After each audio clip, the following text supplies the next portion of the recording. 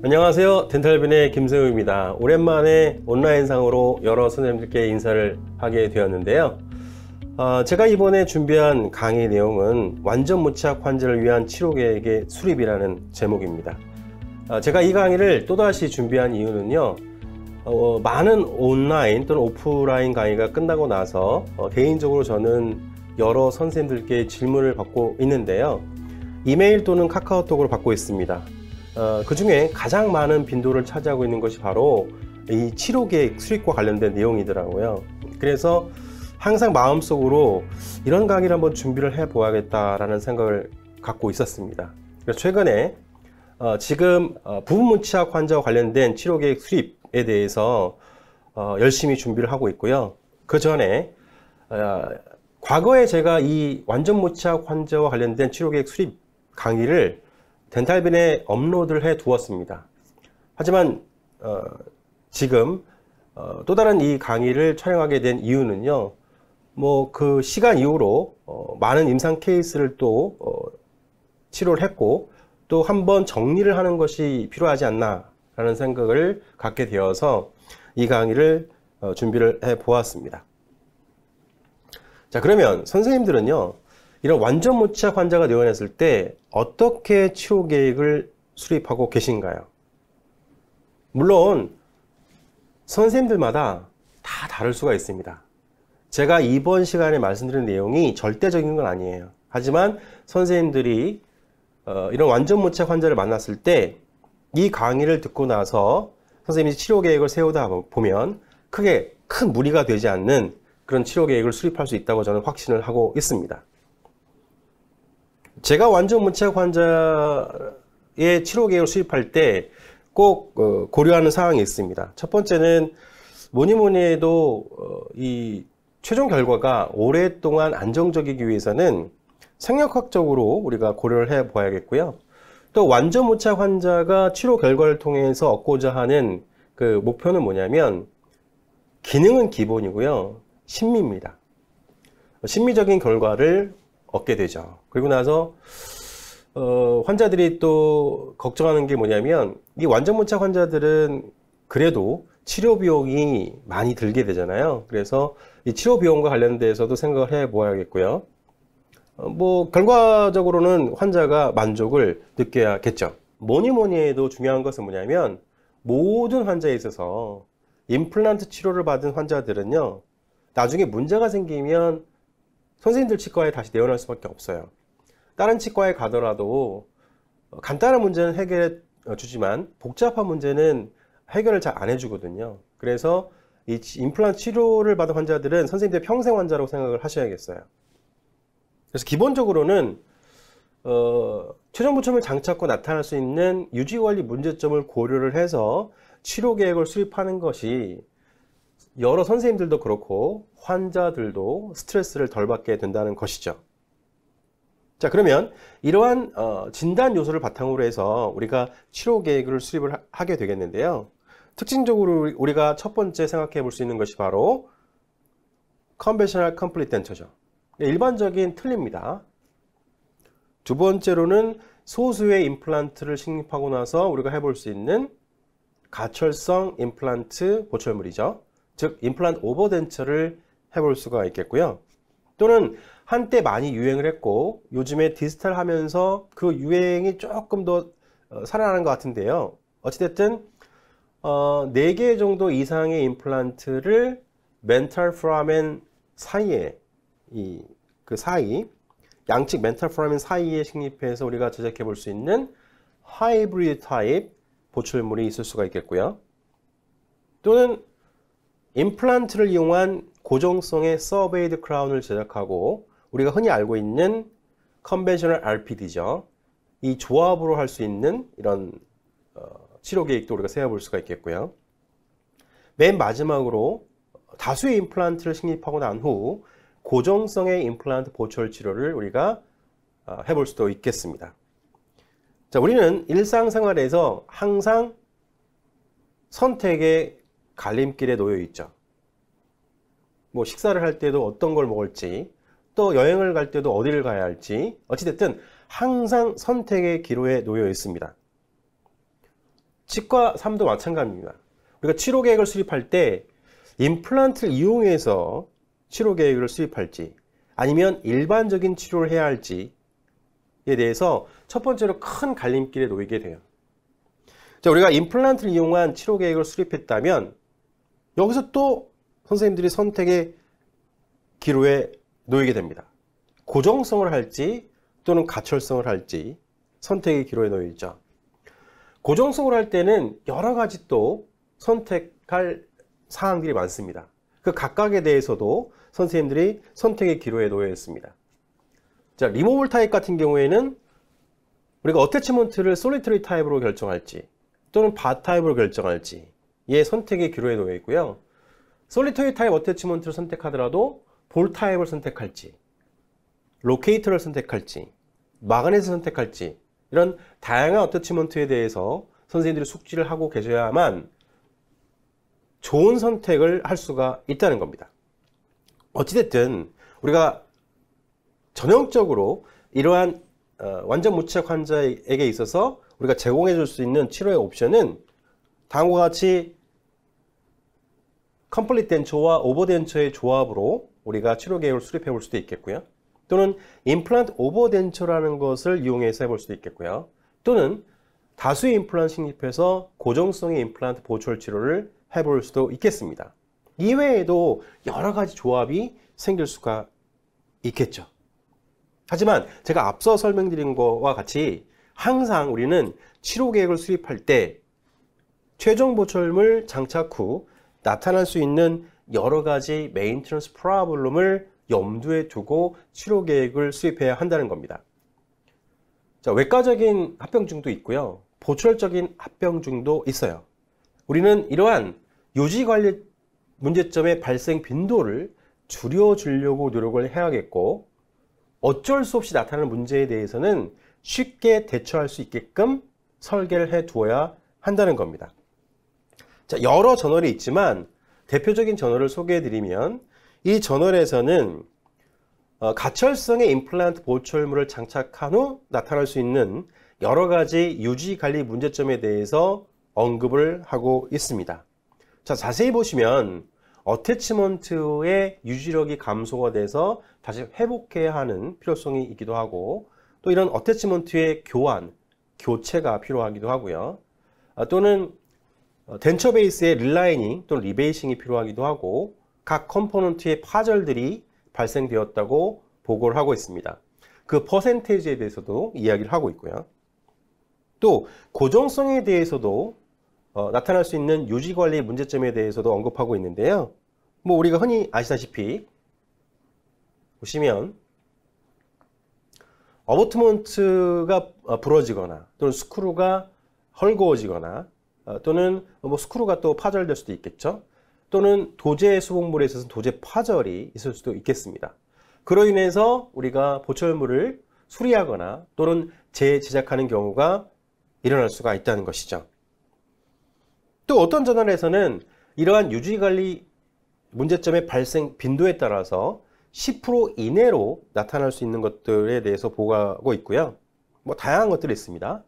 10% 이내의 발생 빈도를 보이는 것들 또는 10% 이상의 발생 빈도를 보이는 것들에 대해서 언급을 하고 있다는 것이죠. 자, 그런데 선생님들 개인적으로 경험을 하셨잖아요. 이 문헌 보고와는 달리 왜 나한테는 이거보다 더 높은 발생 빈도를 보일까? 항상 고민을 하셔야 된다는 거예요. 그래서 우리는 이런 여러 가지 유지 관리 문제점의 발생 빈도를 줄여주려고 노력을 해야겠고요. 이걸 100% 줄일 수는 없잖아요. 그래서 어쩔 수 없이 나타날 수 있는 문제점에 대해서는 우리가 쉽게 대처할 수 있는 그런 보철물의 설계가 필요하다는 거예요. 따라서 제가 첫 번째로 말씀드리고 싶은 거는 저는 완전 무치약 환자에 있어서는 가능한 한 원피스 타입의 임플란트 보철물을 제작하지는 않는다는 겁니다. 왜냐하면 원피스로 제작했을 때 문제가 발생되면은 수리를 하거나 또는 재제작할 때 너무나도 어려워지는 거예요. 처음부터 다 다시 해야 되니까요. 또 과거에 우리가 한때 도제 수복물을 사용한 적이 있죠. 또 요즘에 지르코니아 보철물이 보편화됐다 하더라도 아직까지도 PFM 보철물을 하고 계신 분이 계십니다. 그런 보철물에서 가장 흔히 나타나는 게 뭐냐면 도제 파절, 즉 포세린 치핑이라든가 프랙처 현상들을 볼 수가 있겠는데요. 우리가 수리가 간단해지려면 세그멘트로 나누어서 제작해 두는 것이 훨씬 유리하다는 거죠. 원피스로 제작하게 되면 나중에 복잡해질 수밖에 없습니다. 자, 이런 도제 파절 때문에 최근에는 질코니아 보철물, 질코니아 레스토레이션을 많이 하고 계시잖아요. 근데 질코니아도 만능이 아니라는 거예요. 자, 몇 가지 케이스를 보여드리면 첫 번째 케이스는 전치부 쪽에 4개 정도의 임플란트 식립하고, 즉 3, 4의 임플란트 식립하고 8 유니트 브릿지를 제작했던 완전 무착 환자의 케이스인데요. 약 한 3년 이상 지난 시점에 환자가 내원을 하셨는데 음식을 식사하시다가 뭐가 뻑 소리가 나서 봤더니 깨졌다라고 이야기를 하셨습니다. 저렇게 질코니아 보철물도 강도가 어느 정도 우리가 보호가 되어 있긴 하지만 일상생활을 하다 보면 저렇게 깨질 수가 있다는 것이죠. 또 두 번째 케이스도 마찬가지입니다. 이 케이스도 보시면 지금 5번부터 4번까지 연결되어 있는 9 유니트의 브릿지입니다. 핑크 포세린까지 적용을 해서 애를 쓴 그런 흔적이 보이는데요. 이 환자도 몇 년 후에 저렇게 파절돼서 내원을 하게 되었습니다. 자, 세 번째 케이스는요, 원피스로 되어 있는 디스탈 캔틸레버 파닉을 갖는 보철물이었는데요. 저 파닉 주변 부위 조인트에서 파절된 양상으로 내원을 했던 케이스입니다. 즉, 질코니아도 만능이 아니라는 것이죠.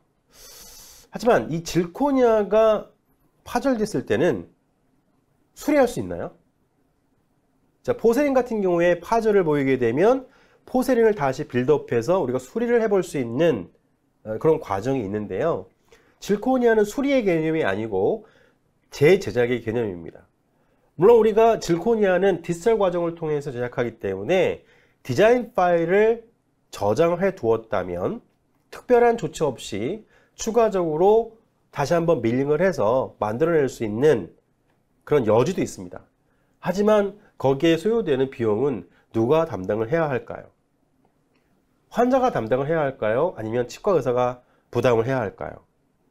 여기에 딜레마가 있는 겁니다. 자, 두 번째 선생님들이 명심해야 할 것은요, 고정성의 보철 치료보다는 임플란트 가철성의 보철 치료에 있어서 더 많은 빈도의 유지 관리 문제점을 보인다는 거예요. 최종 보철물, 즉 가철성의 임플란트 보철물을 딜리버리 하고 난 후에 보면은 어태치먼트가 마모, 변형되어 있는 경우가 있어서 교체를 해야 하고요. 또 인공치아가 마모되거나 파절되는 경우도 있고요. 더 나아가서는 덴처의 베이스가 저렇게 파절되는 경우도 있습니다. 그리고 시간이 지나서 잔존 치조제의 추가적인 흡수가 있게 되면 이런 가철성의 보철물의 내면과 치조제의 적합도가 불량해지므로 우리가 릴라이닝 또는 리베이싱을 또 생각해보는 그런 과정도 있겠습니다.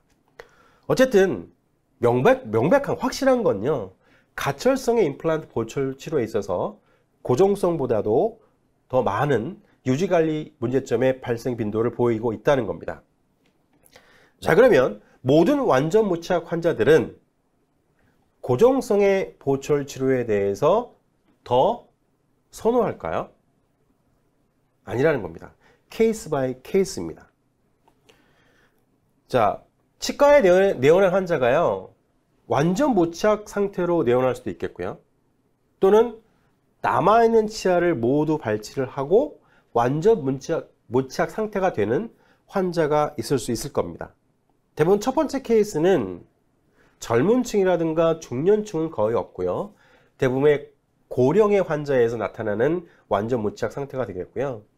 두 번째, 치주질환에 의해서 모든 치아를 발치를 하는 상황들의 환자 그룹을 보면 대부분 중년층의 환자라는 것을 경험하셨을 겁니다.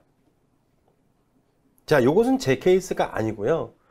제 강의를 들었던 어떤 원장님께서 환자의 구강 상태와 파노라마 사진을 저에게 보내드리면서 치료 계획을 문의했던 케이스입니다. 자, 이런 환자가 내원하게 되면 경험자분들은 크게 문제가 되지 않지만 초심자분들은 어떻게 치료 계획을 세워야 되나 막막하실 겁니다. 자, 그래서 이 강의를 통해서 선생님들이 간접 경험을 하시고 치료 계획을 수립하는데 도움을 받았으면 좋겠습니다. 자, 우리가 좀 더 정확한 적절한 치료 계획을 수립하기 위해서는 준비해야 할 사항들이 있어요. 환자의 구강 내 상태를 면밀히 평가할 필요성이 있겠습니다. 혹시라도 선생님들이 이 강의가 끝난 다음에 저에게 질문을 하시려거든 그냥 글로만 저에게 물어보시면 제가 확실한, 좀 정확한 답변을 해드리기가 어려워요. 그래서 이렇게 구강 내 사진을 촬영을 해서 좀 보내주시고요.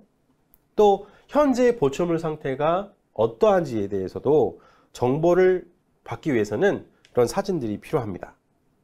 자, 물론 기본적으로 파노라마 사진이 필요하겠고요. 더더욱 더 좋은 거는요, CT가 있으면 CT까지 보내주신다면 좀 더 적절한 답변을 해드릴 수가 있을 것 같습니다. 자, 이러한 임상사진과 또 기존의 보철물의 상태, 그리고 엑스레이 사진, 그리고 CT를 토대로 해서 우리는 이 환자에게 가장 적절한 치료 계획을 수립할 필요가 있겠는데요. 자, 그러면 상악에 있어서요, 상악의 완전 무착 환자를 위한 치료 옵션들은 어떠한 것들이 있는지 하나하나 살펴보도록 하겠습니다. 첫 번째, 제가 말씀드렸던 것처럼 컨벤셔널 컴플리트 덴처로 치료 계획을 수립해 볼 수가 있겠어요. 자, 이런 치료 옵션은요, 주로 젊은 층에는 제시하지 않죠. 젊은 층에는 주로 제한하지 않습니다. 대부분 고령의 환자에 있어서 우리가 트리트먼트 플랜을 세우는 경우가 더 많죠. 자, 그런데 우리가 이런 컨벤셔널 컴플리트 덴처로부터 스트레스 받는 것이 뭡니까? 대부분 환자분들이 이런 틀니를 잘 사용하지 못한다는 것이죠. 자, 유지, 지지, 안정성이 떨어져서 기능 활동 중에 이 틀니가 이렇게 탈락되는 이런 현상들을 우리가 환자들이 불편해한다는 걸 알고 있죠. 자, 물론 남아있는 잔존 치료제의 상태가 양호하고요, 선생님들께서 임상 및 기공 과정을 잘 하신다면, 우리 소위 학부 때 배우셨잖아요. 성공적인 컴플리트 덴처를 위해서는 이런 유지, 지지, 안정성이 확보가 되어야 된다. 자, 이것이 동시에 다 얻어져야만 환자분들이 조금 만족할 만한 틀니를, 컴플리트 덴처를 제작할 수 있다고 배우셨어요. 자, 상악과 같은 경우에는 치료제 흡수의 정도에 따라서 경도, 중중도 또는 심하게 흡수를 보이는 환자이더라도 변연봉쇄를 이뤄내기가 상대적으로 쉬운 편입니다. 그래서 대부분의 이런 완전 무착 환자 중에 이제 고령의 환자에게 우리가 이 컴플리트 덴처를 치료했을 때 대부분의 환자분들은 만족하는 편이에요. 물론 그 중에 좀 잘 사용하지 못하는 분도 계시지만 하악에 비해서는 상악의 컴플리트 덴처는 일반적으로 만족하시는 경향이 있는 것 같습니다.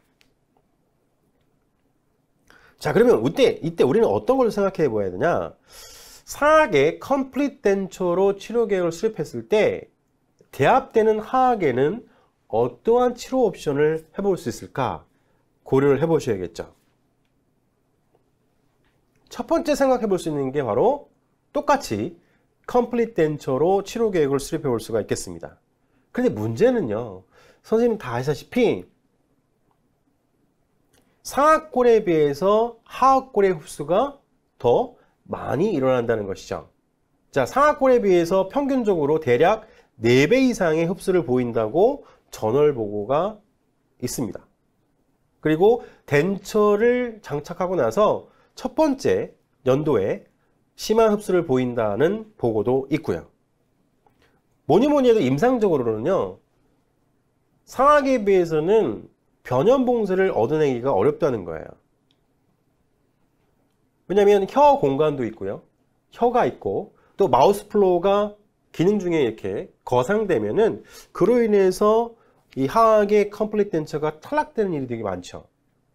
또 리치의 흡수가 심한 경우에는 틀니의 수평적인 안정성이 부여가 안 되기 때문에 기능 중에 상당히 불편감을 느끼게 됩니다. 뭐니 뭐니 해도 변염봉쇄를 이루어내기가 어렵다는 겁니다.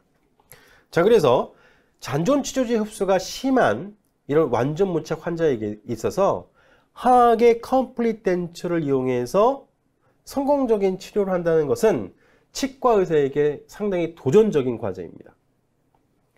대부분 환자분들도 많이 불편해하시고 선생님들도 그에 따라서 스트레스 많이 받게 되시죠. 또 하나, 심리적으로 틀니를 거부하는 환자들도 많이 계십니다. 틀니 자체를 사용해 본 경험이 없는 분들은 더더욱 심하겠죠. 이런 환자 그룹들은 젊은 층이거나 중년층일 겁니다. 틀니에 장착 경험이 없으면 심리적으로 거부를 할 수밖에 없어요. 특히 사회적인 활동이 많은 이런 중년층 이상들은 대부분의 이 가철성의 보철물을 대부분 선택을 안 하고 있다는 것이죠. 자, 두 번째 우리가 생각해 볼 수 있는 대합치열의 치료 옵션은요, 2개 정도의 임플란트 식립하고 나서 임플란트 오버덴처를 치료 계획으로 수립해 볼 수가 있겠습니다. 자, 위에는 컴플리트 덴처고요. 아래는 2개 정도를 이용한 임플란트 오버덴처. 자, 이 옵션은요, 다시 한번 말씀드리지만 고령의 환자에게 주로 선택되고 있는 치료 옵션이라고 생각해 보시면 되겠습니다. 자, 익히 캐나다 맥길 컨센서스에서요, 2002년도에 결론을 내렸는데요. 고령의 환자에 있어서 완전 무착 하악에 있어서 첫 번째 치료 옵션은 상악은 컴플리트 덴처고 하악은 임플란트 2개를 이용한 오버덴처다 라고 결론을 내린 바가 있습니다. 자, 이때 우리는 간단하게 솔리터리 타입 어태치먼트를 사용해 볼 수도 있겠고요. 또는 임플란트를 서로 연결하는 바 타입의 어태치먼트를 이용해서 임플란트 오버덴처를 제작해 볼 수가 있겠습니다.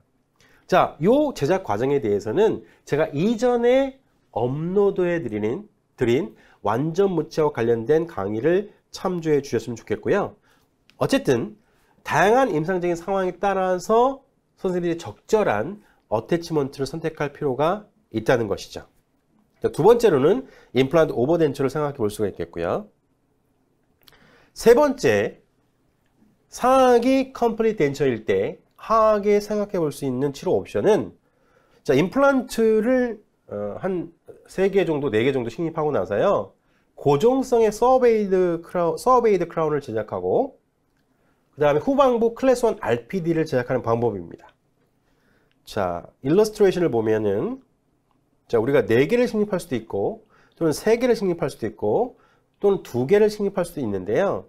만약에 선생님들이 이러한 치료 계획을 수립하셨다면 저는 개인적으로 2개를 이용한 6 유니트 브릿지의 서베이드 크라운은 추천해 드리고 싶지 않습니다.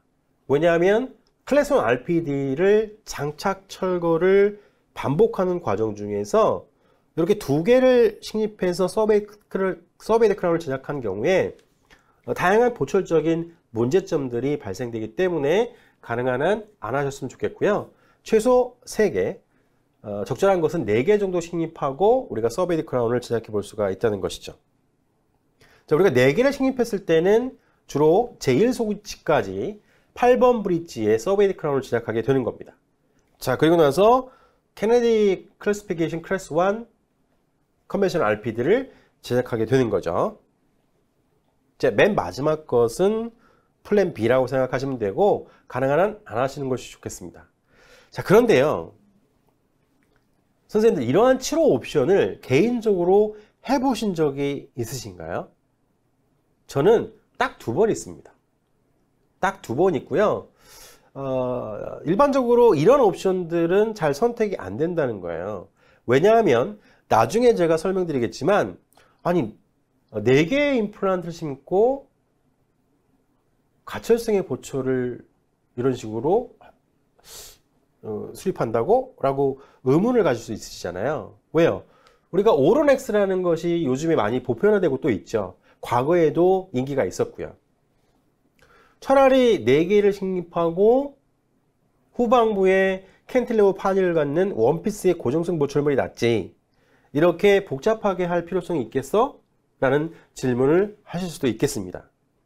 자, 그러면 이러한 타입의 치료 옵션은 어떤 환자에게 효과적일까요? 네, 맞습니다. 다음과 같은 환자에게 매우 효과적이라는 것이죠. 지금 일러스트레이션을 보면은 오른쪽 아래에 소수의 자연치아만 남아있어요. 지금 3개의 자연치아가 남아있죠. 일러스트레이션 상에서요.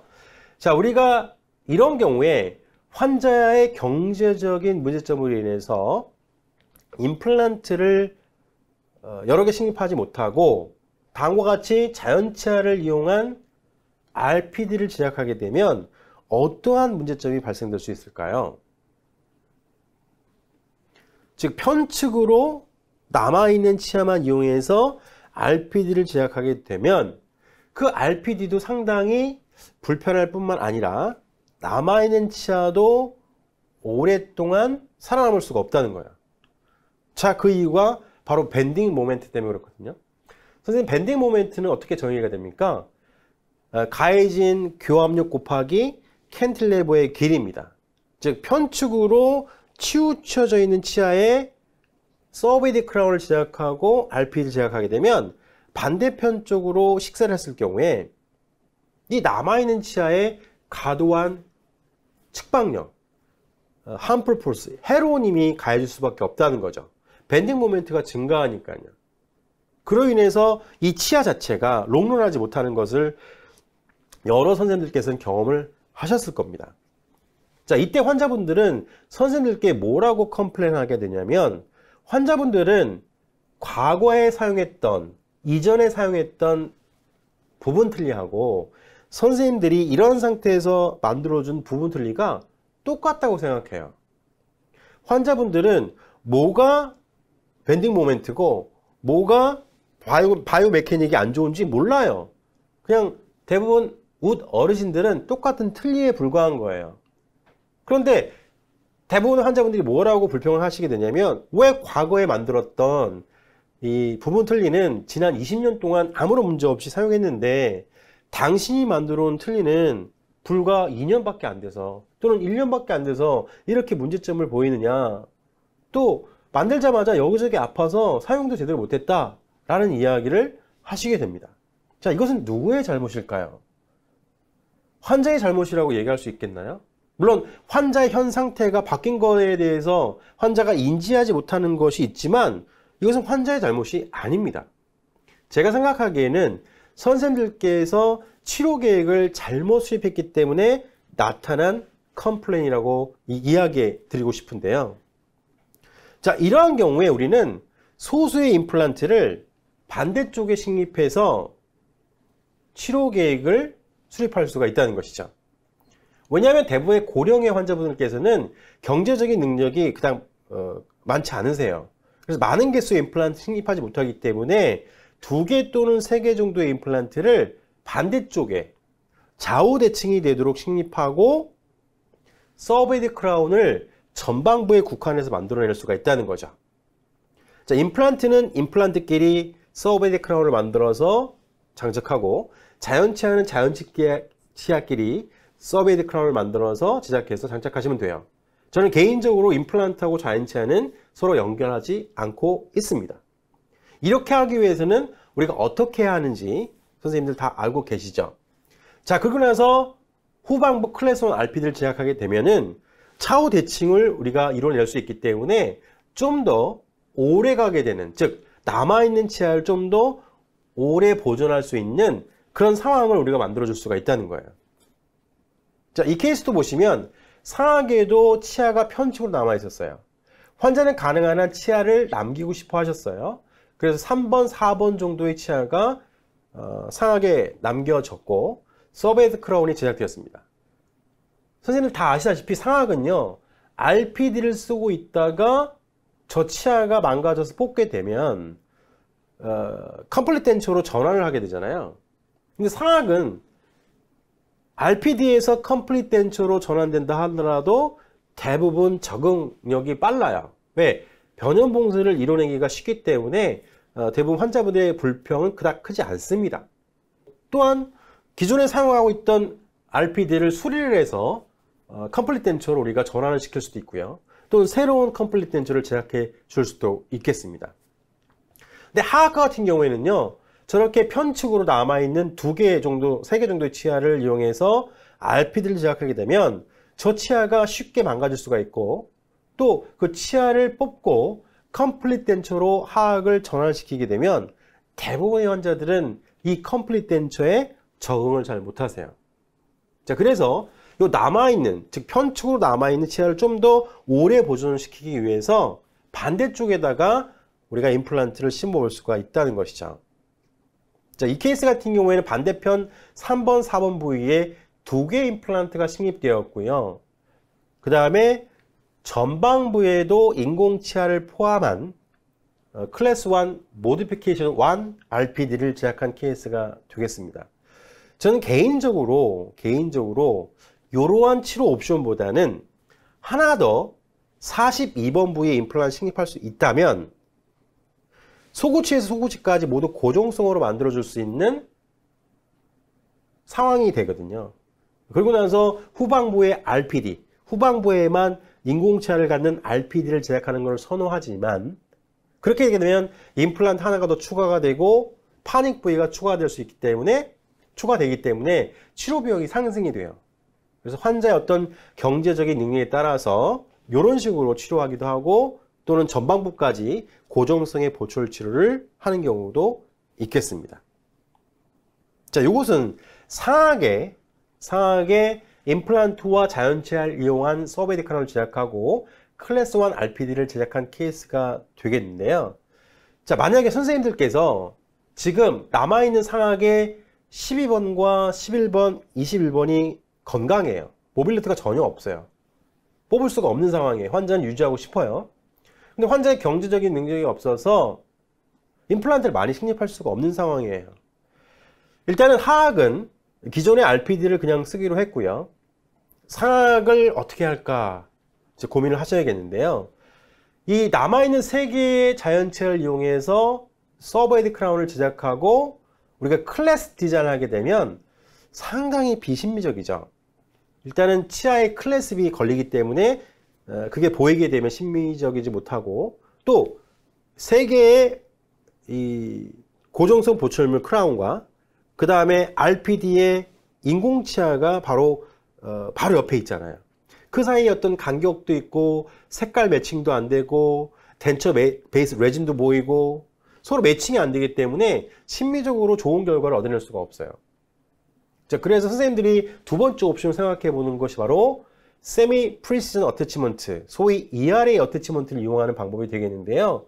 특징적으로 이 환자 같은 경우에는 아래에도 40번대 남아있는 저 후방부 치아에 ERA가 장착되어 있는 걸 볼 수가 있겠습니다. 자, 클래스를 생략하면은 어느 정도 클래스에 비해서는, 클래스 디자인에 비해서는 심미적인 결과를 가져올 수 있다라고 이야기할 수 있겠지만, 자, 측절치 12번 부위에 장착되는 ERA 어태치먼트가 일반적인 크기의 ERA를 선택할 수 있습니까? 못합니다. 그래서 미니 사이즈를 선택할 수밖에 없기 때문에 유지력에도 문제를 보이게 돼요. 자, 이러한 경우에 환자분도 조금 만족할 수 있는 그런 치료 옵션은 바로 이거라는 겁니다. 지금 보시면은 13번이죠. 13번과 14번 부위에 2개의 임플란트가 식립됐고, 그 다음에 20번 때는 22번과 24번이죠. 24번 부위에 2개의 임플란트 식립되었어요. 그리고 나서 서베이드 크라운을 제작을 했는데 보시면 어때요? 13번과 14번을 이용해서 2개 연결된 서베이드 크라운이 제작됐고, 남아있는 치아 12번, 11번, 21번 이용해서 연결된 서베이드 크라운이고요. 그 다음에 20번 때는 22번과 24번을 이용한 서베이드 크라운이 제작된 걸 볼 수가 있겠습니다. 그리고 지금 인다이렉트 리텐을 보시면은 캐나인 부위에 싱글룸 레스트가 설계가 되어 있고요. 그 다음에 클래스의 디자인은 RPA가 되어 있죠. 자, 그리고 교합력의 분사를 좀 더 효과적으로 해드리기 위해서 메탈 프레임워크의 설계는 AP 팔라탈 스트랩 타입이 아닌 메탈 플레이트 타입으로 했다는 것을 볼 수가 있겠습니다. 자, 이렇게 해드림으로 인해서 지금 전반부는 아주 심미적인 결과를 얻어낼 수가 있었다는 겁니다. 이런 환자들이 저에게 이제 얘기하는 걸 들어보면은 평상시에는 틀니를 빼고 지내서 너무 편하다. 식사할 때만 끼고 지낸다. 그리고 환자 대인관계 할 때도 크게 문제가 되지 않는다. 라고 이야기를 하시게 되는 걸 보고 있습니다. 또 이런 케이스를 나중에 혹시 환자분의 경제적인 능력이 좋아져서 상하계 후방부에 추가적으로 임플란트 식립하고 고정성으로 전환하기도 상당히 쉽다는 거예요. 자, 이것이 소위 IARPD라고 불리는 건데요. 자, IARPD를 강의하시는 분들 내용을 보면은 이런 서베이드 크라운 외에 임플란트 심고 그 임플란트 위에 어태치먼트를 장착하시는 경우도 있어요. 근데 어태치먼트를 장착하게 되면은 나중에 고정성 보철 치료로 전환을 할 때 그 어태치먼트도 다 제거를 하고 미리 식립해, 이전에 식립해 놓은 임플란트를 위한 다시 크라운을 제작해야 되기 때문에 치료가 좀 더 복잡해져요. 그래서 저는 개인적으로 어태치먼트와 자연치아가 복합되는 IARPD는 잘 안 하고 있고요. 이렇게 서베이드 크라운을 자연치아하고 임플란트 나누어서 하는 방법을 선호하고 있습니다. 자, 이 케이스는요, 제 강의를 수강하시고 나서 치료 계획에 대해서 문의했던 증례가 되겠는데요. 한번 읽어보도록 하겠습니다. 안녕하세요. 지난번에도 연락드렸던 치과의사 누구누구입니다. 선생님 강의 모두 수강하고 어느 정도 보철에 대한 자신감이 생겼습니다. 항상 좋은 강의 해주셔서 감사드립니다. 자, 저에게 보내주셨던 파노라마 사진 하나입니다. 제가 좀 더 임상적인 정보를 좀 더 많이 얻기 위해서는 이런 파노라마 사진뿐만 아니라 임상 사진도 있었으면 좋겠어요. 모델 사진 있으면 더 좋고요. 그리고 CT도 있으면 좋은데 지금 이 파노라마 사진 하나만 보내주셨는데요. 자, 질문 내용이 어떤 건지 한번 보도록 하겠습니다. 사진상 여화는 60대 중반으로 보험 임플란트 틀니 모두 가능한 상황입니다. 기존 상악 RPD는 자연치아의 대합치아가 덴처여서 해당 부위 본로스가 심하며 내원 시 상악 틀니 모두 엄청나게 들썩거리고 있었습니다. 타원에서 RPD를 하신 지 3년 만에 거의 모든 지대치를 발치해야 하는 상황에 놓였습니다. 제 치료 계획은 상악은 전부 발거 후 풀덴처, 하악은 33번과 34번, 35번을 제외한 모든 치아 발거 후 임플란트를 이용한 RPD였습니다. 즉 IARPD를 계획을 하신 거죠. CT상 넘버 43번과 42번 부위에 임플란트 식립이 가능해 보였고 이에 43번, 42번에 임플란트 식립한 후 연결된 서베이드 크라운을 하고 33, 34, 35번은 자연치한 거죠. 서로 연결을 해서 서베이드 크라운을 이용한 RPD를 계획 중입니다. 다른 계획으로는 43번, 42번, 33번 브릿지 후 후방 연장 RPD인데요. 이건 자연치아와 RPD를 연결해서 예지성이 좋아 보이지 않습니다. 즉 이런 얘기 같아요. 43번과 42번의 임플란트를 식립하고 요 임플란트 2개 하고 남아있는 자연치아 33번을 서로 연결해서 서베이드 크라운을 제작한다고 이야기하신 것 같습니다. 저도 개인적으로는 자연치아하고 임플란트는 서로 연결하지 않고 있습니다. 다만 보철 전공한 동생들에게 물어보니 43번, 42번에 임플란트 서베이드 크라운을 하면 고립지대치로 작용해 RPD 착탈 시 임플란트에 유해한 힘이 가해져서 차라리 해당 부위에 솔리터리 타입으로 가라고 하는데 이것도 초기에는 임플란트에 과한 힘이 가해졌다가 나중에 임플란트 어태치먼트가 헐거워지면 자연치 지대치에 위해한 힘이 가해져서 별로인 것 같습니다. 저는 개인적으로 자이언티아 서베이드 크라운과 임플란트 심고 거기에 이제 어태치먼트를 이용한 IARPD는 서로 별로 선호는 하고 있지 않습니다만 어쨌든 이런 치료 계획도 있을 수 있겠죠. 어떤 식의 치료 계획이 적절한지 궁금합니다. 비용은 많이는 못 내시고 보험 임플란트, 보험 덴처, 크라운 2개에서 3개 정도 하실 수 있다고 보시면 됩니다. 자, 우리가 항상 치료 계획을 수립할 때 항상 이게 걸리는 게 뭐냐면 환자의 경제적인 여건이에요. 그렇다고 해서 경제적인 여건에 따라서 치료 계획을 수립하다 보면 무리하게 되고 또 타협한 진료는 또 오래가지 못하게 되는 그런 결과를 저는 경험을 하고 있는데요. 그렇다면 어느 정도 환자의 경제적인 상황을 염두에 두고 치료 계획을 수립할 필요가 있겠습니다. 그렇다고 해서 무리하게 임플란트의 개수를 줄이는 것은 아니라고 보고요. 자, 지금 이 선생님께서 치료 계획 수립한 것을 한번 제가 나타내 보면 이런 거죠. 자, 상악은 다 빼는 거예요. 다 빼고 컴플리트 덴처를 하면 될 것 같습니다.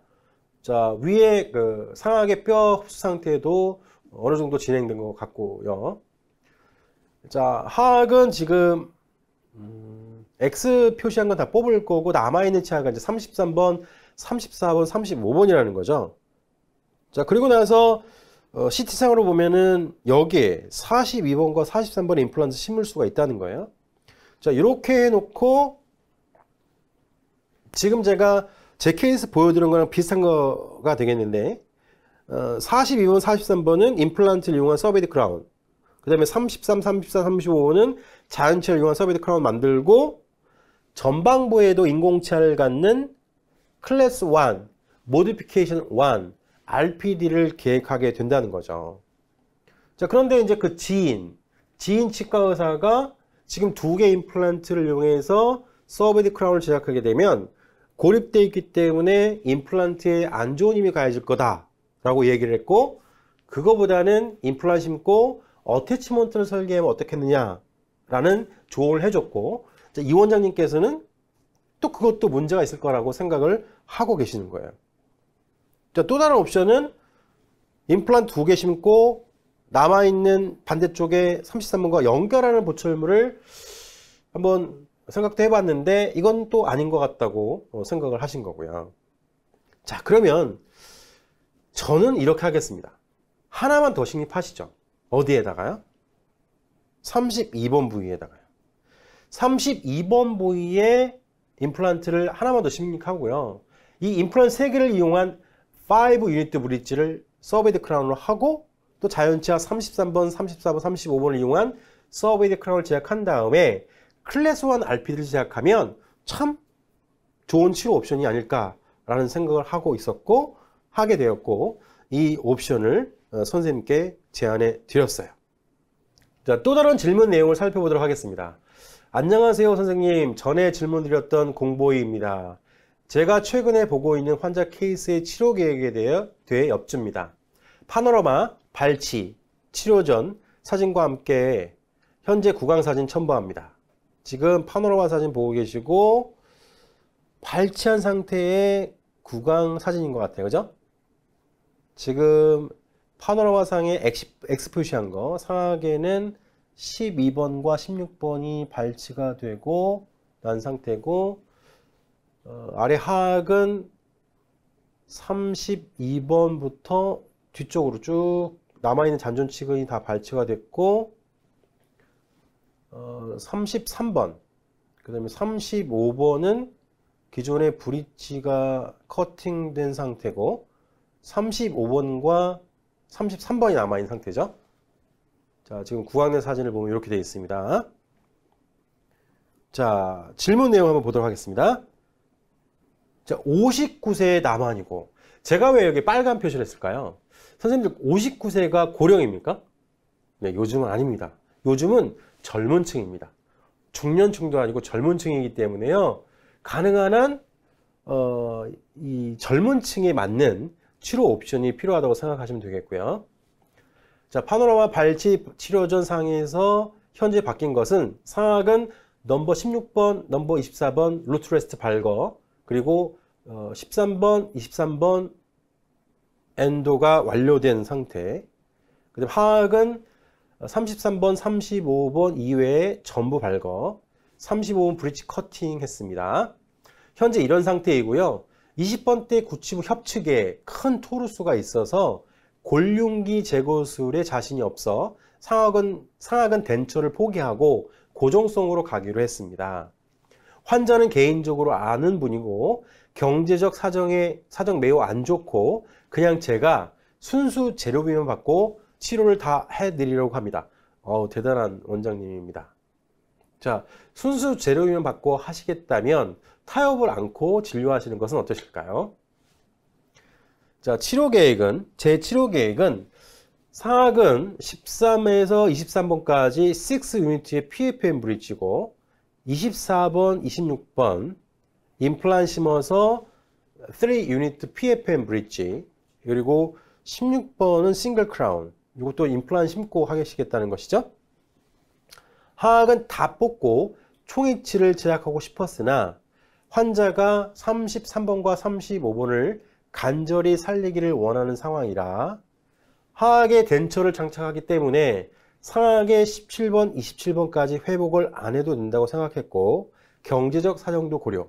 자, 이것은 이제 쇼다치 컨셉이죠. 우리가 6번까지 치료를 했다 하더라도 환자의 저작 효율에는 크게 문제가 없다는 것은 제가 익히 말씀드린 바 있습니다. 자, 대합 치아가 레진 치아이므로 질코니아 크라운보다는 PFM 크라운으로 생각했습니다. 이 생각이 맞는지 궁금합니다. 뭐 선생님의 생각이 뭐 다른 거죠. 그러니까 틀리고 맞다고 얘기할 수 없는 거예요. 생각이 다를 뿐이죠. 다만 미리 경험한 사람에게 조언을 듣고 싶은 것이겠죠. 또한 하악에 RPD를 장착한다면 어떻게 해야 할지 막막합니다. 33번, 35번 엔도하고 서베이드 크라운 해야 할까요? 긴 글 읽어주셔서 감사합니다. 라고 질문을 주셨는데요. 제가 답변해 드린 내용은 다음과 같습니다. 자, 이 환자 젊은 층의 중년 환자입니다. 즉 젊은 층의 중년 환자, 좀 말이 이상한데요. 59세이면요 젊은 층이라고 생각하시면 돼요. 저라면 선생님이 정말 치료 비용을 저렴하게 해서 또는 순수 재료비만 받고 하시겠다면 이 환자를 위해서라면 다음과 같은 치료 옵션이 가장 좋은 것 같아요. 이렇게요. 지금 16번과 17번에 임플란트 심고 보철물 제작하고요. 3, 4, 5번 13, 14, 15번 자연치아 크라운 하시고요.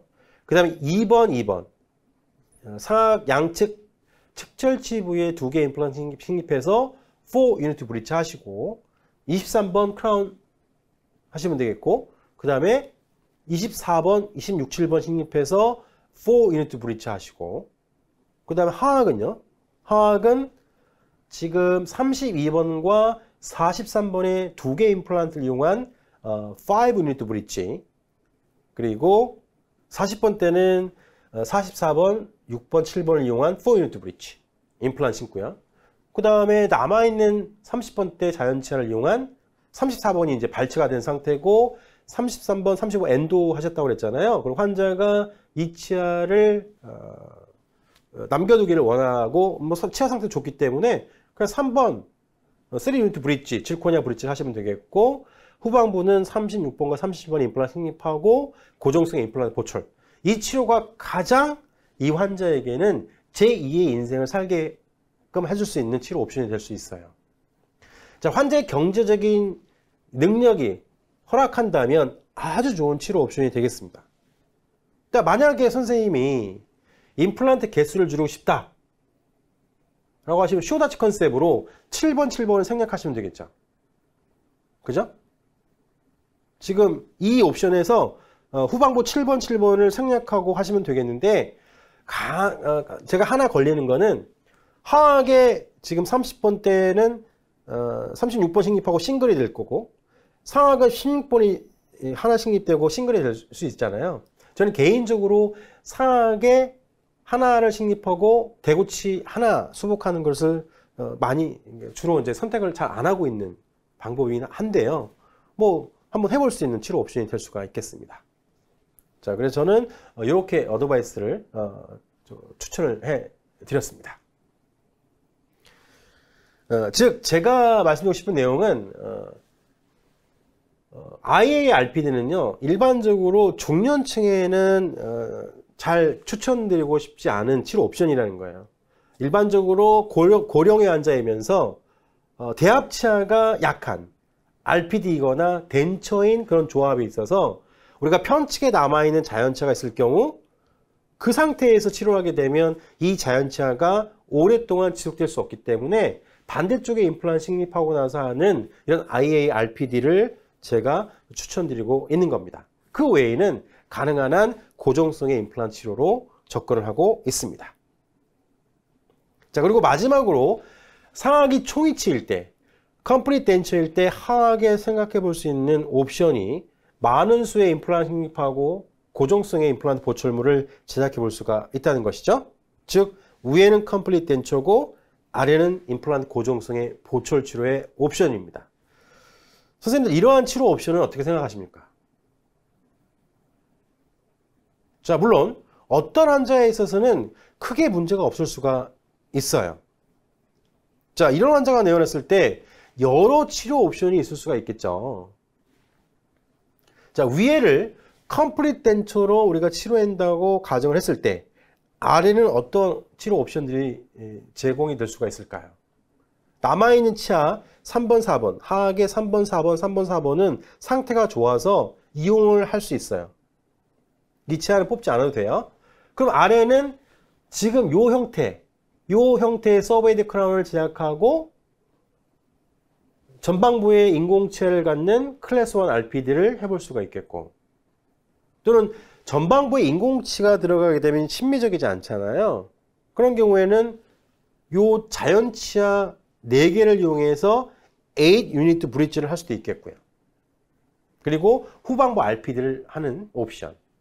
그리고요, 만약에 이 4개의 치아를 서로 연결해서 8 유니트 브릿지 하기에는 너무 길다, 롱스팬이다 라고 생각을 하게 되면 측절치, 하악 측절치에 2개 임플란트 식립하고 임플란트 이용한 4 유니트 브릿지, 그리고 자연치아를 이용한 서베이드 크라운을 하고 RPD를 제작하면 되겠고요.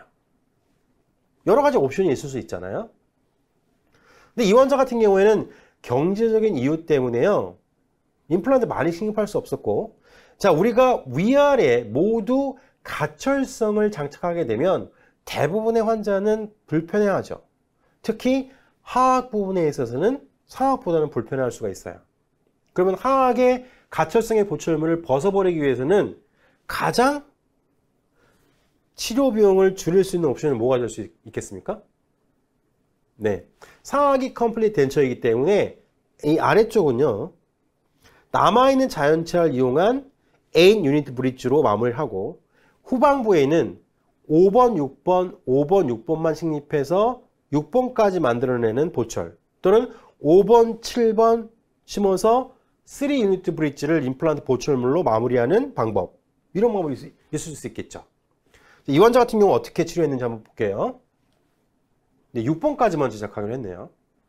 즉 남아있는 치아를 이용해서 8 유니트 브릿지를 제작했고, 그 다음에 뒤쪽 후방부에는 5번, 6번, 5번, 6번 식립해서 연결된 임플란트 고정성 보철물이 장착됐고, 위에는 컴플리트 덴처의 옵션으로 치료가 완료가 된 상태입니다.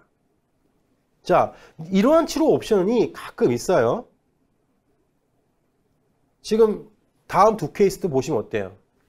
이 환자는, 첫 번째 환자는 하악의 사전치를 이용해서 과거에 우리가 한때 했던 코누스 덴처 기억나십니까?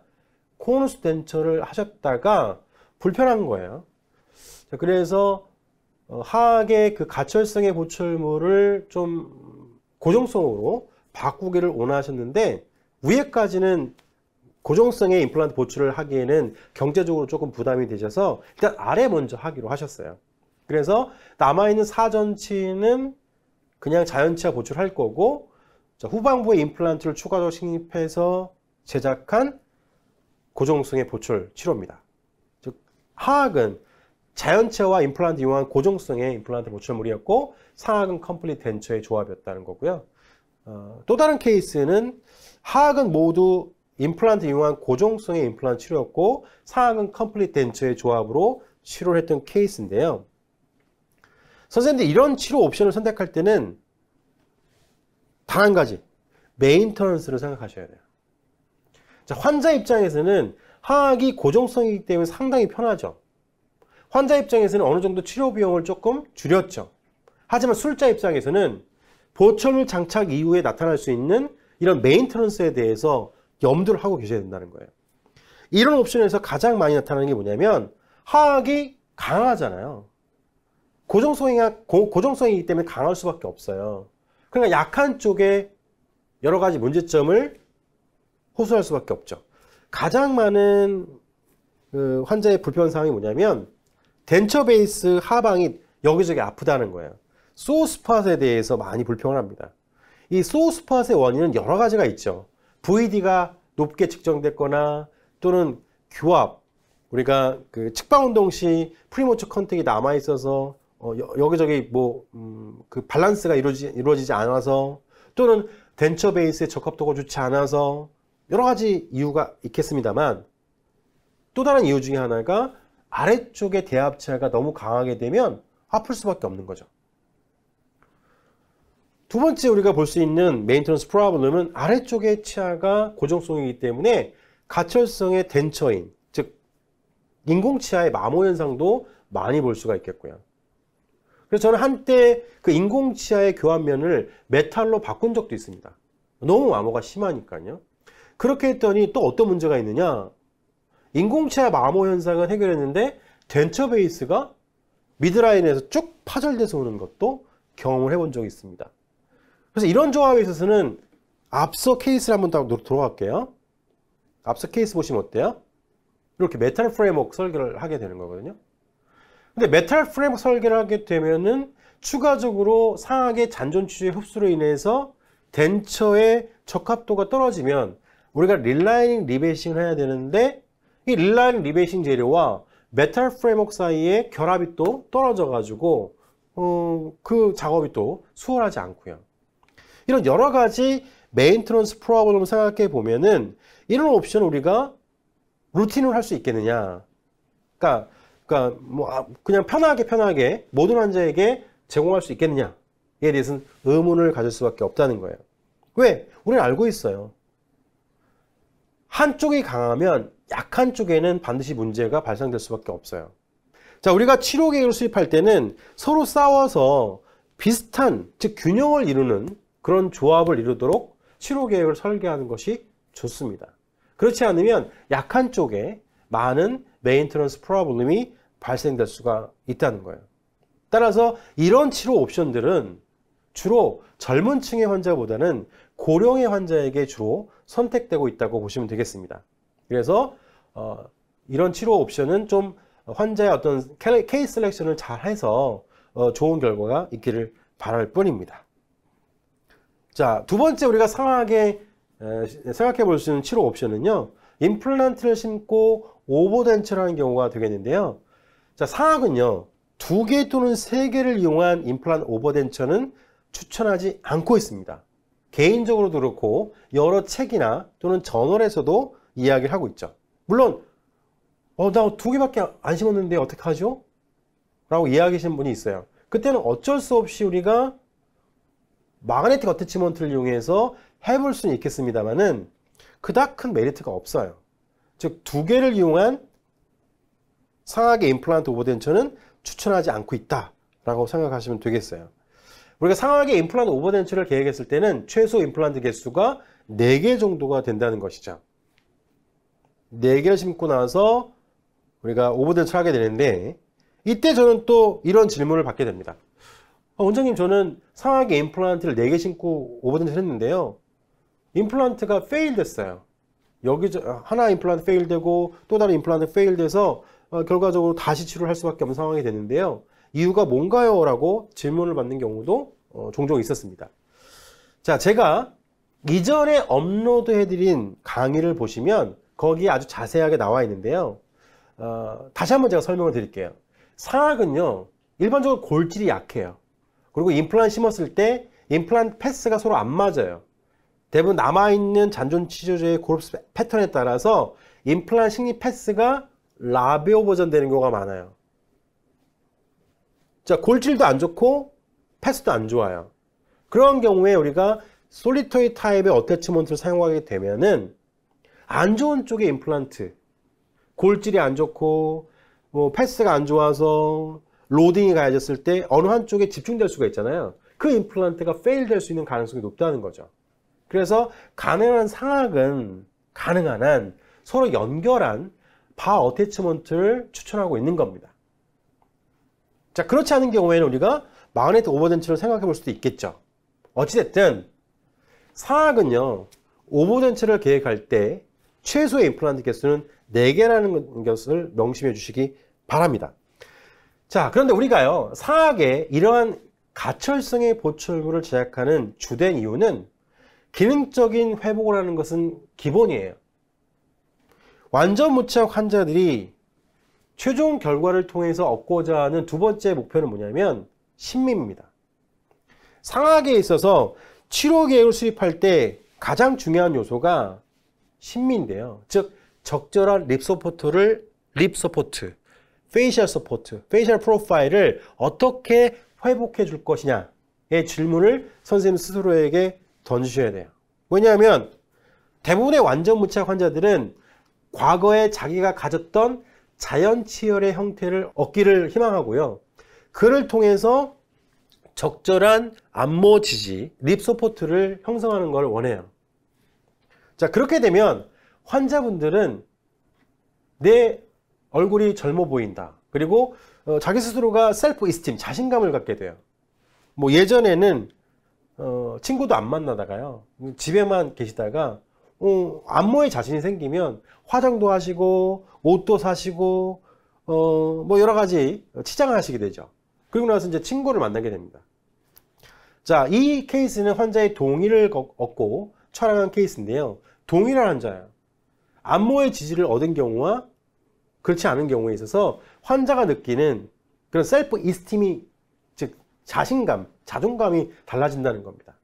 자, 그래서 어떻게 하면 립 서포트를 적절하게 해줄 수 있을지를 상악의 치료 계획을 수립할 때는 첫 번째로 생각을 해 보셔야 한다는 것이죠. 자, 그런데 상악은 고르스 패턴이 구심성 흡수를 보이잖아요. 그 경우에 전방부의 수평적인 고릅스가 심한 경우에는 우리가 고정성의 임플란트 치료를 통해서 적절한 립 서포트를 얻어내기가 상당히 어렵다는 거예요. 자, 이 케이스는 딱 봐도 인사이스 파필라가 저렇게 전방으로 딱 위치해 있다는 얘기는 수평적인 고릅스가 1cm, 10mm 이상 일어났다는 겁니다. CT를 촬영하지 않아도 상당한 수평적인 고릅스가 있다는 것을 미루어 짐작해 볼 수가 있지요. 따라서 이런 환자가 놓였을 때 우리가 광범위한 뼈이식을 통해서 고정성의 임플란트 보철 치료를 해볼 수도 있겠지만 그 과정 자체가 술자도 어렵고 환자도 되게 치료받는 기간 내내 많이 힘들어 하시고요. 또 결과 자체가 그렇게 좋지도 않아요.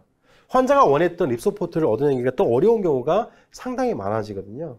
따라서 이런 환자가 내원했을 때는 우리가 환자도 조금 치료를 빨리 받고 또 술자도 스트레스를 덜 받기 위해서는 간단하게 임플란트를 4개 또는 6개 정도 상하게 식립하고 나서 바 타입의 어태치먼트를 설계를 하고 오버덴처로 접근하는 것이 너무나도 쉽다는 거예요. 왜냐하면 이 오버덴처를 통해서 환자가 원하는 립 서포트가 어느 정도인지는 환자가 스스로 평가하는 거잖아요. 심미는 객관적이지 않고 주관적입니다. 그래서 환자가 어떠한 립 서포트를 원하는지는 왁스덴처 상에서 이 라비얼 플랜지의 두께를 조정해 볼 수가 있어요. 그래서 환자가 원하는 대로 이 두께를 조정할 수 있기 때문에 아주 쉽게 립 서포트를 얻어낼 수 있다는 것입니다. 자, 요약해드리면 상악에 수평적인 고릅수가 많이 일어나는 경우에는 고정성의 임플란트 치료를 통해서 적절한 립 서포트를 얻어낼 수가 없다. 따라서 임플란트를 소수의 개수를 식립하고 나서 바 타입으로 설계를 하고 임플란트 오버덴처로 접근을 함으로써 좀 더 쉽게 접근할 수 있다고 생각하시면 되겠고요. 제 임상적인 프로토콜은 다음과 같은 경우에는 상악에 있어서는 고정성을 하지 않습니다.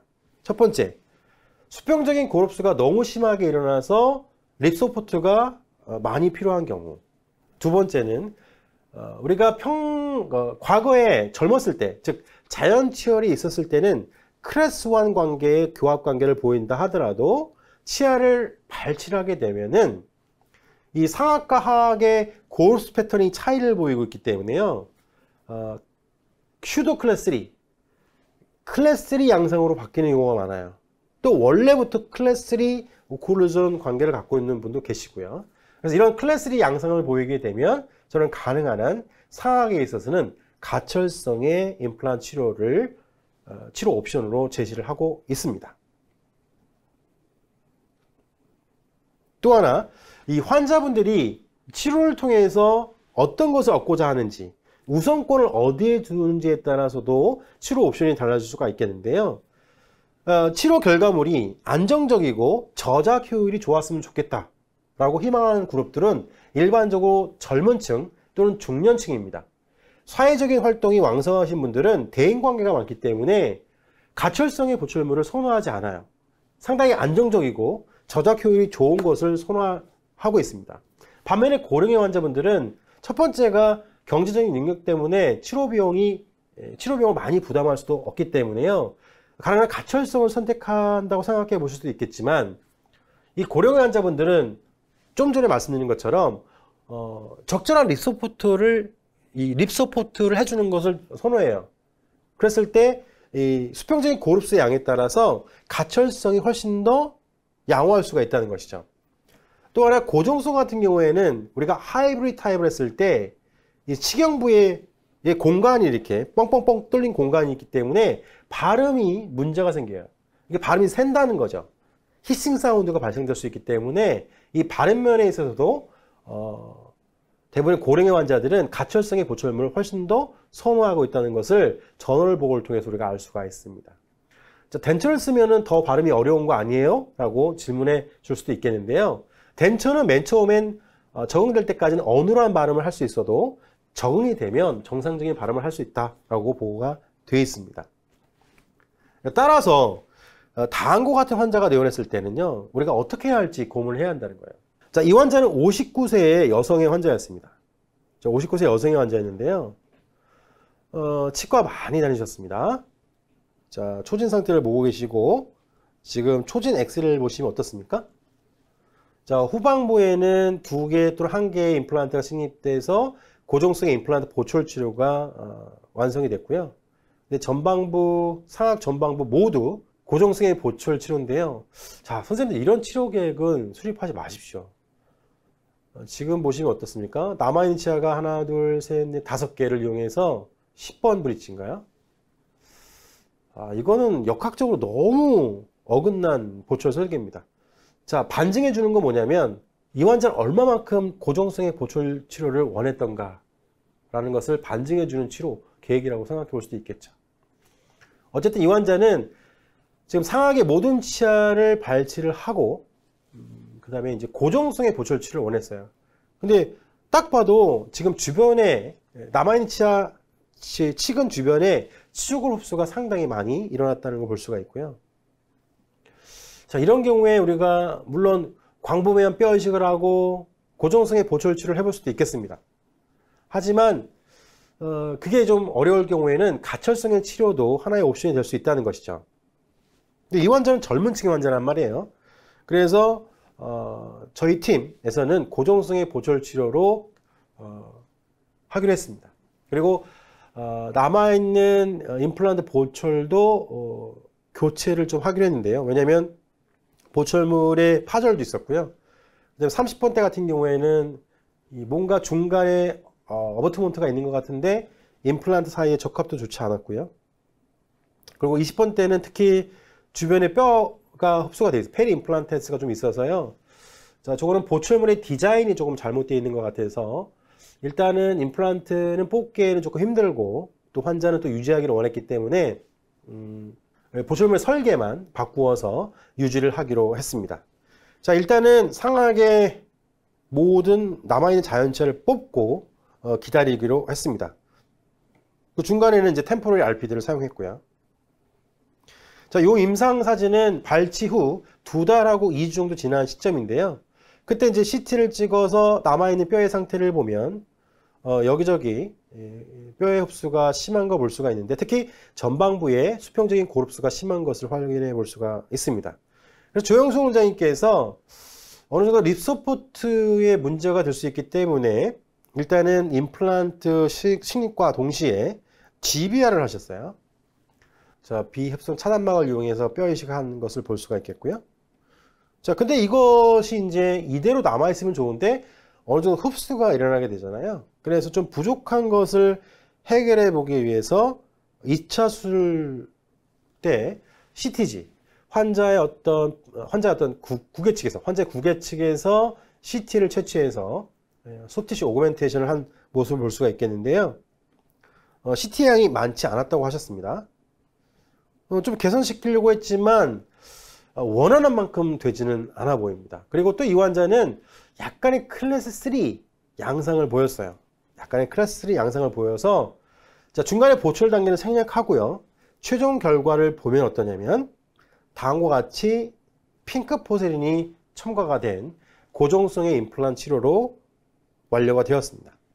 자, 이 환자는 이 치료 결과에 대해서 상당히 만족하셨어요. 왜냐하면 치료 전의 상태보다는 상당히 심미적으로 또는 립 서포트 면에서도 상당히 좋아졌기 때문에 만족을 하셨거든요. 핑크 포세린을 할까 말까의 여부는 제가 결정하지 않고요. 저는 환자에게 결정권을 드립니다. 자, 어떤 것을 하실지는 제가 갖고 있는 다른 임상 케이스를 보여드리고, 클리니컬 크라운을 길게 해드릴까요? 루트가 노출된 것처럼 만들어 드릴까요? 아니면 잇몸을 대신해 줄 수 있는 이런 핑크색의 도제를 이용해서 해드릴까요? 라고 제시를 하고 환자가 선택하게끔 했는데, 이 환자는 핑크 포세린을 선택하셨어요. 자, 페이셜 프로파일을 보면은 아주 자연스럽게 회복되어 있는 걸 볼 수가 있습니다. 자, 그럼에도 불구하고 약간 부족할 수가 있죠. 왜냐하면 치경 부위가 조금 푹 들어가 있는 양상을 볼 수가 있겠어요. 자, 이런 부위에 음식물이 저류가 되면 그 부분에 대해서 때에 따라서 환자가 불평할 수도 있겠습니다만 그 불평은 그닥 심하지 않은 편입니다. 자, 그리고 파노라마 사진을 보시면은 10번대, 16번, 17번의 기존의 보출물이 바뀌어져 있는 걸 볼 수가 있는데요. 여기서 제가 초점을 두었던 것은 가능한 3mm 이상의 커프, GH를 얻어내자. 특히 20번 때는요. 그리고 점차적으로 증가된 형태의 보철물을 만들어내자 였고요. 그 다음에 30번 때는 그 기존의 보철물을 빼내고요. 적합 더 좋은 보철물을 교체를 해줬고, 47번은 기존의 보철물을 교체했고, 그 다음에 40번 때는 35번과 36번에 치아 뽑고 새로운 임플란트 식립하고 제작한 보철물이 되겠습니다. 어쨌든 적절한 립 서포트를 얻어내기 위해서는 때에 따라서 상하게 있어서 어려운 경우가 있다. 그런 경우에 광범위한 GBR 또는 CT 그래프를 하더라도 어느 정도 한계가 있어서 보철 단계에서 뭐 핑크 포즈를 하든 뭐를 하든 이런 옵션을 선택할 필요가 있다라고 설명을 드렸습니다. 자, 또 다른 케이스를 한번 살펴보도록 하겠습니다. 자, 이 환자는 타치과에서 치료를 받다가 솔직히 이 환자는 이 가철성의 보철물을 쓰고 계셨어요. 그러다가 치료받고 있는 병원에서 고정성의 보철 치료를 원했는데 하악은 가능하지만 상악이 불가능하다. 상악은 가철성으로 치료 계획을 수립했다가 이 환자는 도저히 가철성을 못 쓰겠는 거예요.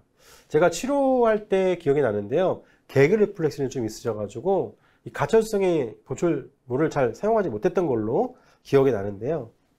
그런데 상악을 딱 보니까 이 맨 처음에 치료를 담당했던 원장님께서 너무 부담이 되는 거예요. 왜냐면 상악의 고릅수가 너무 많이 일어나서 고정성을 하기에는 너무 어렵다라는 판단이 서서 이 환자분을 저희에게 리퍼럴 했던 케이스인데요. 일단 상악의 상태는 다음과 같습니다. 그리고 하악은요, 구치부의 임플란트 보철은 완성된 것 같고요. 지금은 전치부 쪽은 양쪽 제1소고치가 있고, 즉 8번 브릿지에 임시 보철물이 장착된 모습인데요. 여기까지 스탑을 하고 그 다음에 이제 상악의 치료를 위해서 저희 병원에 리퍼를 했던 케이스인데, 자, 임시보철물의 그 교합 평면도 안 맞아요. 어찌됐든,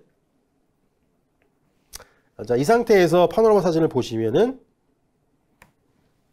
상악의 고릅수가 많이 일어난 걸 볼 수가 있습니다. 일단은 양쪽 상악 구칩을 보시면은 하이트가 너무 부족하죠. 이것은 우리가 상악동 이식수라면 충분히 극복할 수 있는데, 앞서 임상사진 다시 한번 보시면 어때요? 전치부의 흡수가 상당히 많이 일어났다는 것이죠. 자, 우리가 CT상에서는 수평적인 고흡수 상태는 평가할 수가 없잖아요. 수직적인 흡수 상태는 어느 정도 평가할 수 있어도요. 근데 하악을 보시면은 지금 양쪽에 4번 4번과 3번 3번에 임플란트가 식립되어 있는데, 임플란트 식립 깊이가 3번 3번이 조금 얕은 편입니다. 어찌됐든 타치과에 승립한 상태에서 3번 3번에 어버트먼트를 체결하고 8번 브릿지에 임시보철물이 장착한 상태로 저희 병원에 리퍼가 된 거라고 볼 수가 있겠죠. 자, CT를 평가해 보면은 17번부터 27번까지인데요.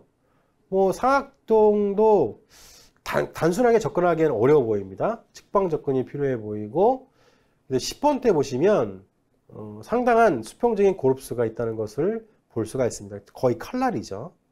지금 취조정을 보시면 거의 베이잘 부분만 남아 있습니다. 자, 어찌됐든 이 환자분은 너무나도 고정성의 보철물을 원했기 때문에 조용수 원장님께서 뼈 이식과 여러 가지 추가적인 술식을 통해서 한번 시도를 하시게 됩니다. 자, 인시전 상태고요. 일단은 좌우측에 측방 접근을 위해서 윈도우가 형성된 모습이고, 일단 3번 3번의 위치를 먼저 잡으시고 후방부에 쭈루룩 임플란트 심으신 모습이 되겠고요. 그 다음에 상악동 이식술을 광범위하게 하셨고, 그다음에 전방부에도 GBR과 멤브레인, 즉 뼈이식과 멤브레인을 이용한 뼈이식을 했다는 걸 볼 수가 있습니다. 자, 그리고 고정력이 좋을 수가 없죠. 그래서 다 묻었고요. 자, 이게 이제 문제라는 것이죠. 자, 이 환자가 이 상태로 지낼 수가 있을까요? 지금 임플란트 싣고 나서 적어도 한 4, 5개월 이상은 기다려야 될 것 같은데 아무것도 없이 지낼 수가 없죠. 그럼 우리가 이런 환자를 위해서 해줄 수 있는 유일한 임시 보철물은 뭐밖에 없죠? 네, 템포리 덴처밖에 없어요. 이 템포리 덴처가 문제라는 겁니다. 자, 임플란트 식립 후의 CT를 보시면은 뭐 의도된 대로 잘 된 것 같습니다. 이식된 뼈가 그대로 있어주면 좋겠는데요. 아니라는 겁니다. 자, 물론 이 환자는 미리 템포리 덴처를 만들어 놓지는 않았습니다.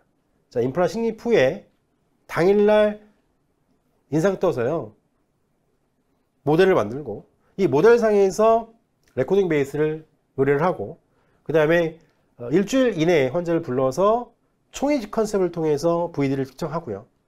그 다음에 마운팅을 한 상태에서 EMC 틀니를 완성한 모습이 되겠습니다.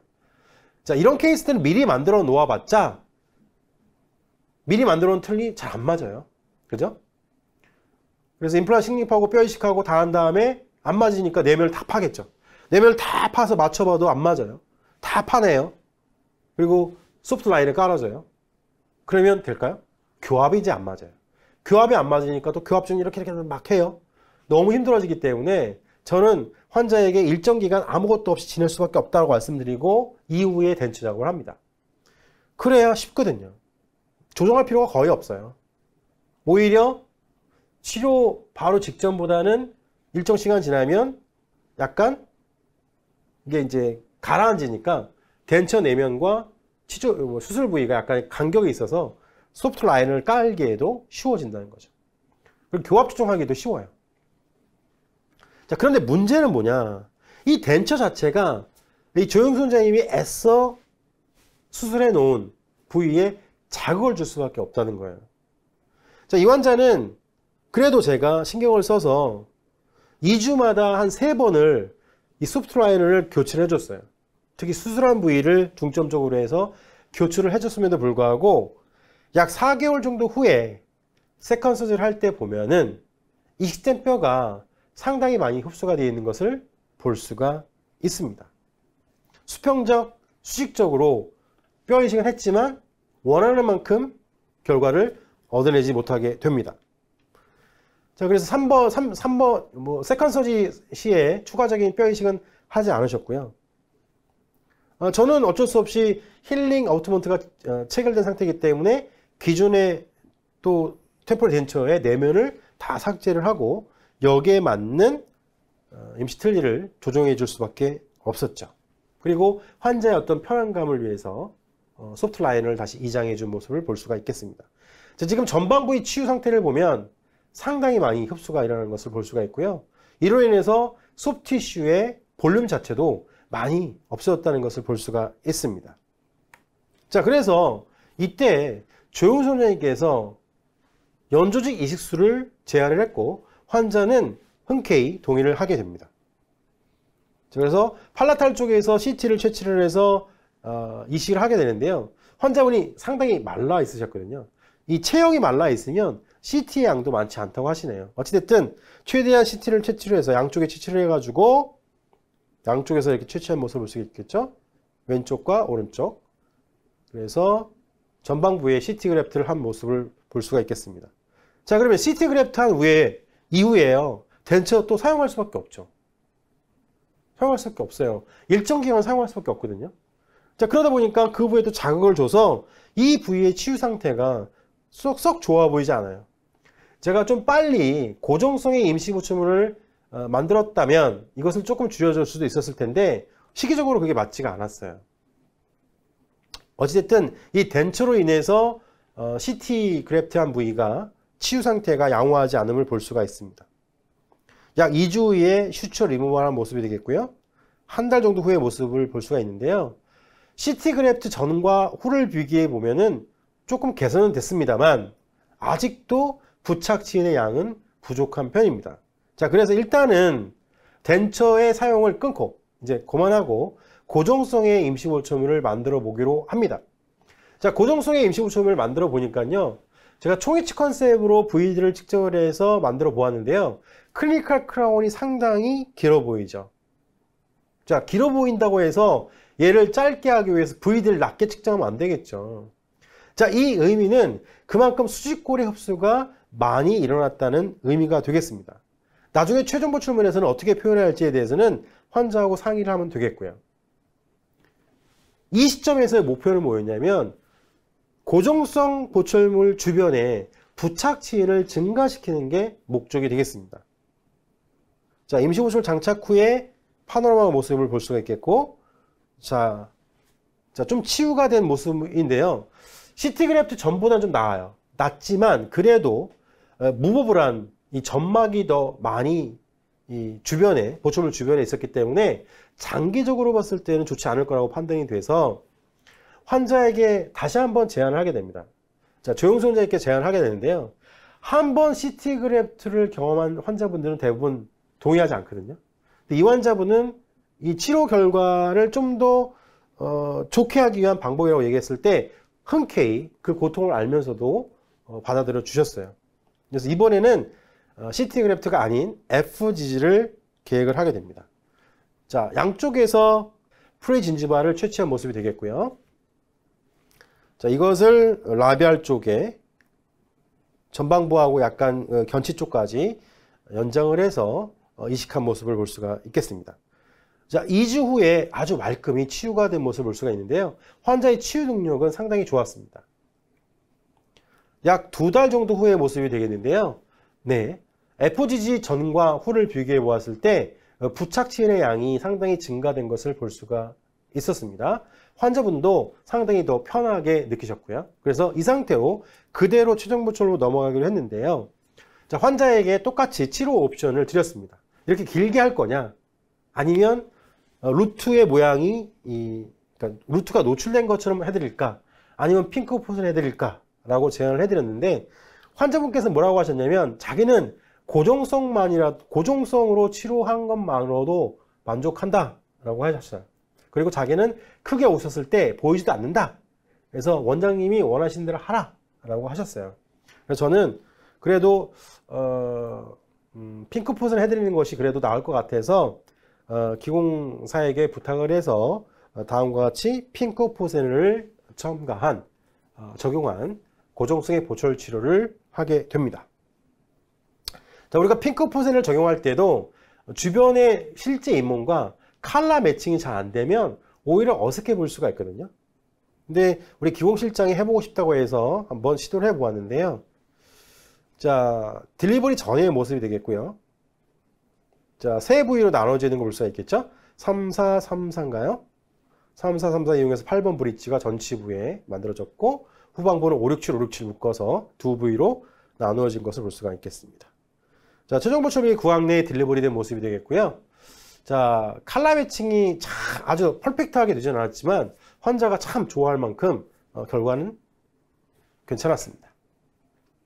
자, 이렇게 이제 치료가 종결이 됐고, 제가 치료하는 과정에서요, 교합 평면이 어긋나 있어서 기존의 하악의 보철물의 일부분의 교합 조정, 교합면을 좀 삭제를 하고 제작한 모습이 되겠습니다. 그리고 하악에 있는 임시 보철물의 교합 평면도 어느 정도 조정을 한 상태에서 상악의 최종 보철물을 만들었고요.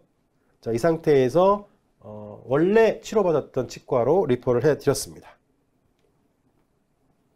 자, 파노라마 모습이 되겠고요. 자, CT의 모습이 되겠습니다. 자, 환자분이 재내원했을 때는 최종 보철물을 장착하고 나서 6개월 정도 후의 모습이 되겠는데요. 아래쪽을 보니까 그 타치과에서 아래쪽에도 보철물이 완성되어 있었어요. 자, 이 타치과에서도 위쪽처럼 아래쪽에 치경부에 핑크포센을 적용한 모습을 볼 수가 있는데요. 아래쪽 같은 경우는 그닥 핑크포센 처리를 잘 하지는 않는데 뭐 이렇게 똑같이 해주신 것 같아요. 아마도 환자가 원했을 것 같습니다. 자, 이 시점에서 저희 병원에 치료했던 부위의 상태를 보니까 환자는 유지를 잘하고 있었습니다. 플락 컨트롤 상태도 양호했고요. 자, 다른 사진기로 찍어봤을 때 우리 기공사가 지금 이 사진을 찍고 싶어서 찍기를 원해서 찍게 했는데요. 사진기가 좀 다른 겁니다. 자, 파노라마 모습을 볼 수 있고요. 또 리콜 체크업을 했을 때 모습이 되겠는데요. 이때가 언제냐면 최종 상악의 보철물을 딜리버가 나서 약 1년하고 6개월 주는 시점인데요. 환자분 참 플락 컨트롤을 잘 하고 계셨습니다. 자, 그때 파노라마 사진을 보니까 어떻습니까?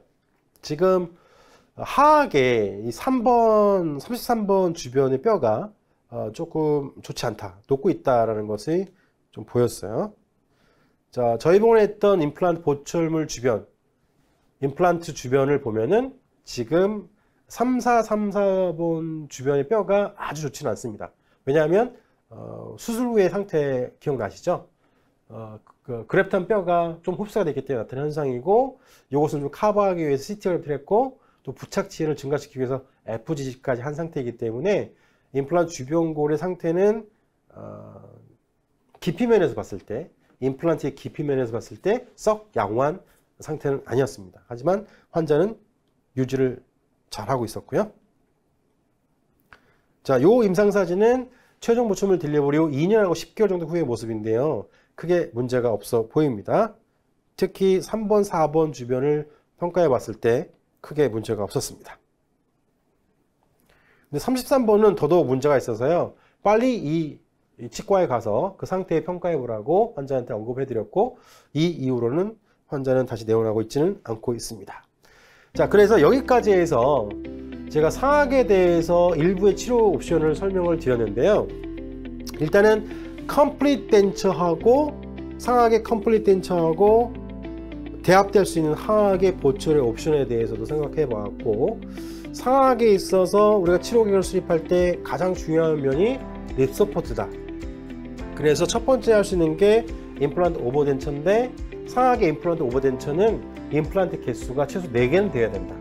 그리고 골질이 약하기 때문에 솔리트리 타입 어태치먼트보다는 서로 연결해주는 바 타입이 훨씬 낫겠다. 두 번째는 임플란트 패스가 서로 평행하지 않게 되기 때문에 연결해서 교합력을 분산시켜주는 것이 좀 더 오래 임플란트의 성공률을 지속시킬 수 있다고 말씀드렸고요. 또 환자가 가철성을 원하지 않은 그룹에 있어서는 우리가 고정성의 보철 치료를 해볼 수 있지만 수술 과정이 상당히 어렵다. 환자도 상당히 힘들어한다.